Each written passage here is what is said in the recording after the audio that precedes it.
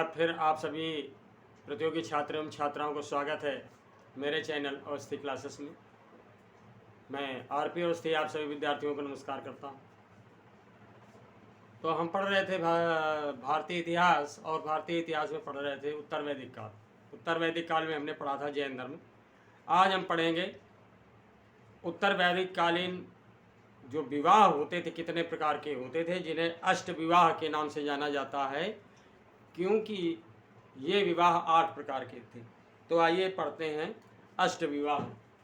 हमारा विषय है भारतीय इतिहास। भारतीय इतिहास टॉपिक है हमारा उत्तर वैदिक काल।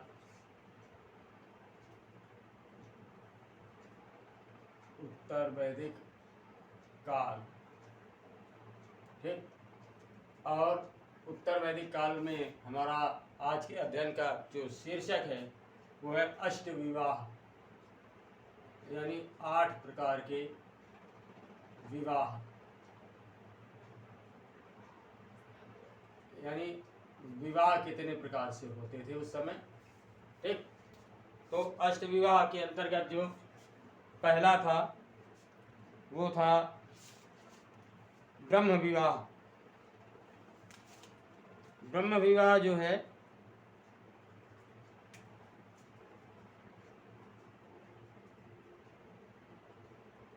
ब्रह्म विवाह,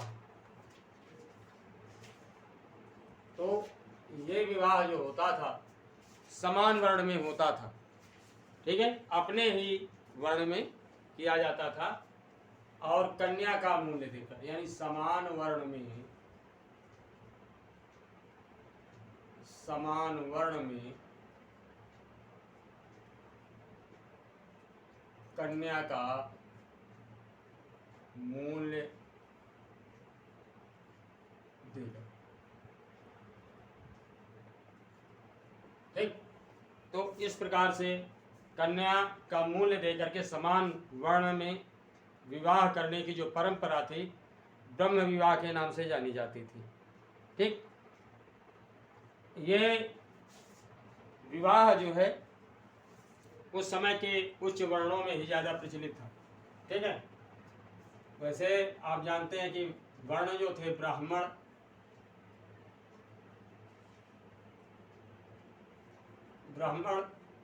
सभी अवगत हैं आप, क्षत्रिय, वैश्य और शूद्र, ये वर्ण थे। इन 4 वर्णों में समाज विभाजित था और साथ ही साथ अनेकों प्रकार की जातियों का भी उदय हुआ था। तो अपनी ही वर्ण में, ठीक, जैसे ब्राह्मण है तो ब्राह्मण में ही विवाह करता था। अब उसकी उपजाति भले अलग हो, जैसे क्या मैंने बताया था कि मान लो पांडे, शुक्ला, तिवारी, वाजपेयी, तो इस तरह से वो ये वैरायटी भले अलग हो सकते थे, लेकिन अपने ही वर्ण में जो है कन्या का मूल्य देकर के ये विवाह संपादित होता था, जिसे हम ब्रह्म विवाह के नाम से जानते हैं। अगला जो विवाह था, दूसरा विवाह, वो था दैव विवाह, ठीक। दैव विवाह, दैव विवाह यानी देवताओं का विवाह, देवताओं के तुल्य विवाह, ठीक, देवताओं की तुलना में विवाह, देवताओं के समकक्ष विवाह। तो इसमें क्या होता था कि यज्ञ कर्म करने वाले के साथ, यज्ञ कर्म करने वाले के साथ जो याज्ञिक क्रियाएं करते थे, यज्ञ क्रियाएं संपादित करते थे, होता गाता, अध्वर्य, इस तरह के जो ये पुरोहित होते थे, ठीक। तो यज्ञ कर्म करने वाले व्यक्ति के साथ या पुरोहित के साथ, ठीक, यूं कह सकते हैं कि यज्ञ कर्म करने वाले के साथ कन्या का विवाह, कन्या का विवाह दक्षिणा के साथ, यानी दक्षिणा भी प्रदान की जाती थी और साथ में यज्ञ कर्म करने वाले के साथ में लड़की की शादी करा दी जाती थी।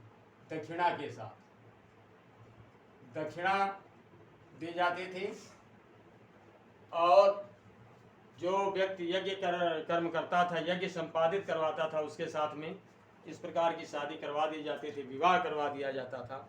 इसे दैव विवाह के नाम से जाना जाता था। और एक खास बात बता दूं कि परीक्षाओं में अक्सर इस टॉपिक से सवाल पूछे जाते हैं। ठीक, तो तैयार करने की चीज़ है, समझ लीजिए एक बार। अगला जो है आर्ष विवाह। आर्ष विवाह देखते हैं तो इसमें होता क्या था कि कन्या के पिता को वर एक जोड़ी बैल प्रदान करता था। तीसरा है आर्ष विवाह।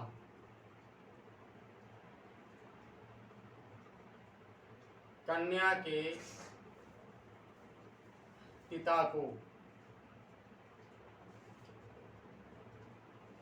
कन्या के पिता को वर, यानी शादी करने वाला जो व्यक्ति शादी कर रहा है,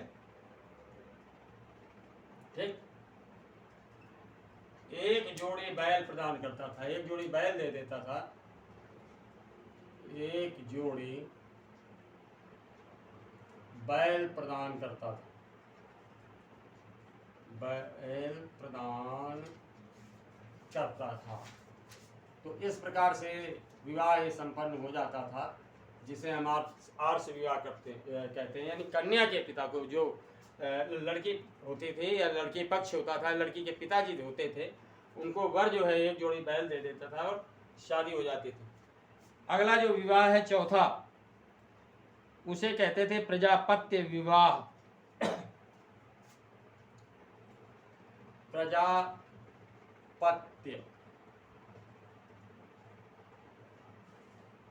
विवाह। प्रजापत्य विवाह, इसमें क्या होता था कि बिना लेन देन के योग्य वर से विवाह, बिना लेन देन के, बिना लेन देन के योग्य वर से विवाह।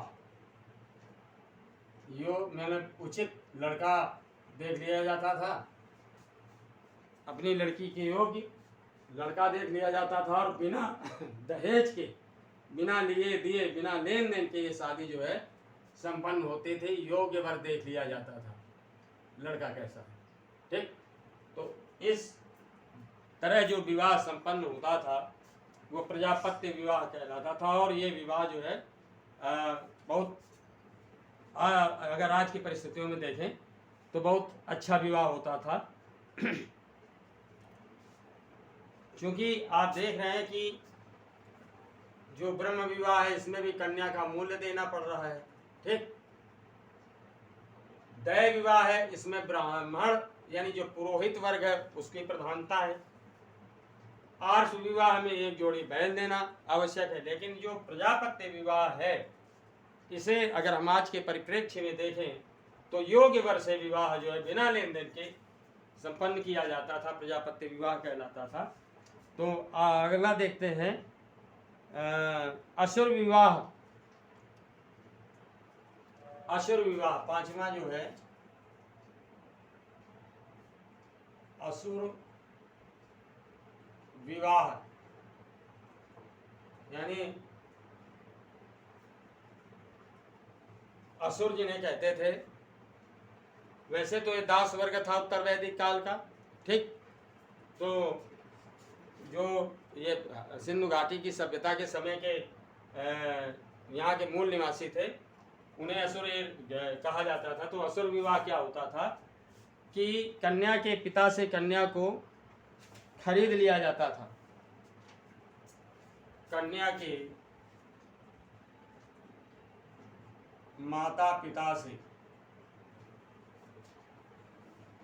कन्या के माता पिता से कन्या को खरीद लिया जाता था। कन्या को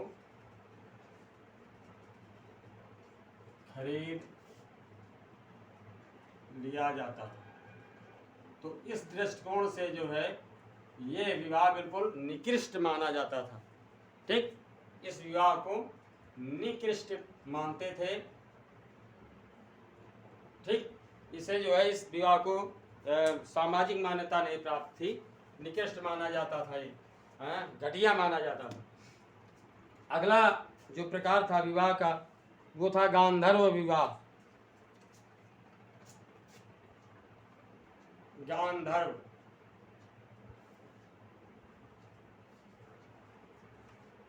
विवाह, ये प्रेम विवाह होता था। समझ में आया? प्रेम विवाह जो है गांधर्व विवाह कहलाता था। मध्यकालीन इतिहास में जो है संयोगिता और पृथ्वीराज चौहान का विवाह इसी प्रकार का विवाह है, उदाहरण है इसका। और आप जानते हैं कि यही विवाह जो है पृथ्वीराज चौहान के पतन का कारण भी बना। ठीक, तो प्रेम के आधार पर जो विवाह किया जाता था वो जो है गांधर्व विवाह किया जाता था। और इसके साथ ही साथ एक और आपका को मिलता है गांधर्व विवाह, दुष्यंत और शकुंतला का विवाह जो है वो गांधर्व विवाह ही था। दुष्यंत और शकुंतला का विवाह, ठीक, जिसके आधार पर अभिज्ञान शाकुंतलम लिखा गया है तो कालिदास जी के द्वारा संस्कृत में, तो वो विवाह जो है गांधर्व विवाह ही है। अगला विवाह है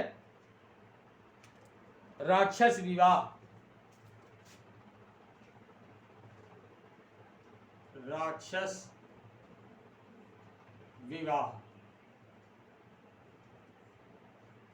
राक्षस विवाह क्या है? जो पराजित राजा होता था, पराजित राजा की पुत्री, बहन या पत्नी से उसकी इच्छा के विरुद्ध विवाह। जो राजा युद्ध में हार जाता था तो चाहे उसकी पत्नी हो, चाहे उसकी पुत्री हो या उसकी पत्नी हो, ठीक है, या सॉरी पत्नी हो, बहन हो या पुत्री हो, उसके साथ उसकी इच्छा के विरुद्ध किया गया विवाह जो है राक्षस विवाह कहलाता था। तो पराजित राजा की, पराजित राजा की बहन, पुत्री अथवा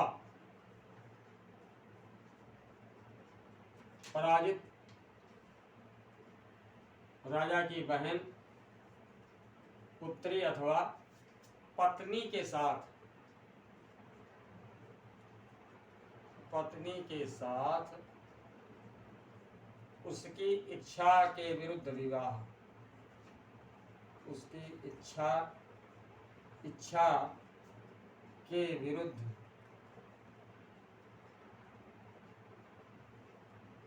विवाह, ये जो है राक्षस विवाह कहलाता था।